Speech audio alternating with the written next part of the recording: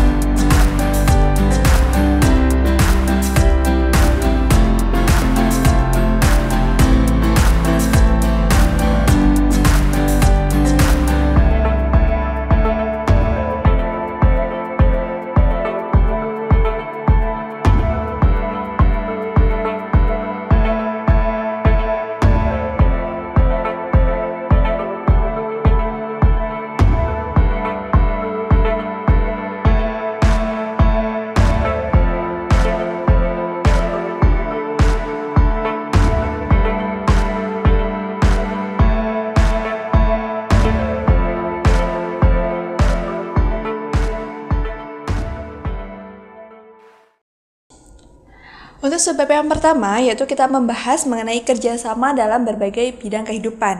Manusia sebagai makhluk sosial tidak dapat memenuhi kebutuhannya sendiri. Maka dari itu, mereka melakukan kerjasama dengan orang lain untuk memenuhi kebutuhannya tersebut.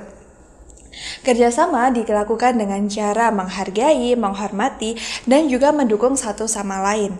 Adapun bentuk-bentuk dari kerjasama itu dibagi menjadi berikut ini. Yang pertama, ada kerjasama di bidang politik. Kerjasama dalam kehidupan sosial politik itu didasari atas sila keempat Pancasila yang berbunyi, kerakyatan yang dipimpin oleh hikmat kebijaksanaan dalam permusyawaratan perwakilan. Pancasila menempatkan begitu penting kerjasama atau gotong royong sehingga dijadikan landasan dalam kehidupan politik. Kerjasama dalam kehidupan sosial politik dapat dilihat dari nilai-nilai gotong royong yang menjadi salah satu ciri kehidupan sehari-hari. Masyarakat Indonesia sejak dahulu dalam kehidupan sosialnya sudah terbiasa dengan nilai-nilai gotong royong atau kerjasama. Dalam kehidupan politik, kerjasama dapat ditemui dalam kelompok-kelompok masyarakat Indonesia. Misalnya, dalam partisipasi masyarakat dalam pemilihan kepala desa, pemilihan anggota DPR, pemilihan presiden, dan juga kegiatan-kegiatan politik lainnya. Tidak hanya melalui memberikan suara atau berpartisipasi dengan memberikan suara, mereka juga tidak sedikit memberikan bentuk gotong royong atau kerjasama seperti mendirikan tempat pemungutan suara, membantu mengamankan menjalankan pemungutan suara, dan lain-lain. Yang kedua, ada kerjasama di bidang ekonomi. Dasar hukum dalam kerjasama di bidang ekonomi yaitu pasal 33 ayat 1, ayat 2, ayat 3, dan ayat 4 Undang-Undang Dasar Negara Republik Indonesia tahun 1945. Dalam konteks berbangsa dan bernegara saat ini, wujud dari kerjasama atau gotong royong dalam membangun perekonomian Indonesia yang sesuai dengan pasal 33 yaitu dengan adanya koperasi. Koperasi disebut juga sebagai soko guru perekonomian Indonesia karena koperasi merupakan badan usaha yang berdasarkan atas asas kekeluargaan.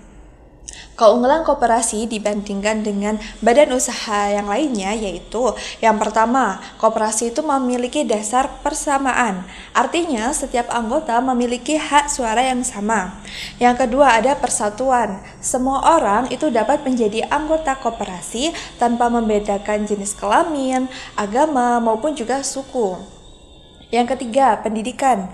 Koperasi di sini memberikan pendidikan kepada anggotanya untuk hidup sederhana, tidak boros, dan juga suka menabung. Yang keempat, ada demokrasi ekonomi. Imbalan jasa itu disesuaikan dengan jasa masing-masing anggota berdasarkan keuntungan yang diperoleh. Dan yang kelima, ada demokrasi kooperatif.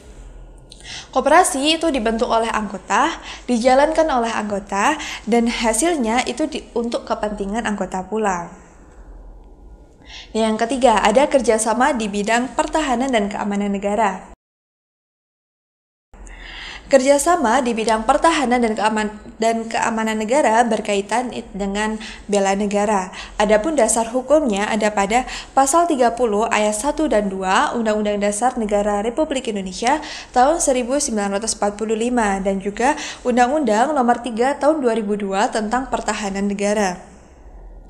Di sini dijelaskan bahwa setiap orang mempunyai kewajiban untuk bekerja sama menjaga keutuhan dan keamanan serta ketertiban wilayah Indonesia, mulai dari lingkungan yang terkecil yaitu lingkungan keluarga, sekolah, masyarakat, dan lingkungannya lebih luas seperti berbangsa dan juga bernegara. Adapun bentuk kerjasama di sini yaitu dengan cara melakukan kegiatan seskamling, ikut serta menanggulangi akibat bencana alam, ikut serta menanggulangi atau mengatasi kerusuhan massal, serta bentuk-bentuk konflik lainnya. Nah, yang terakhir ada kerjasama antar umat beragama.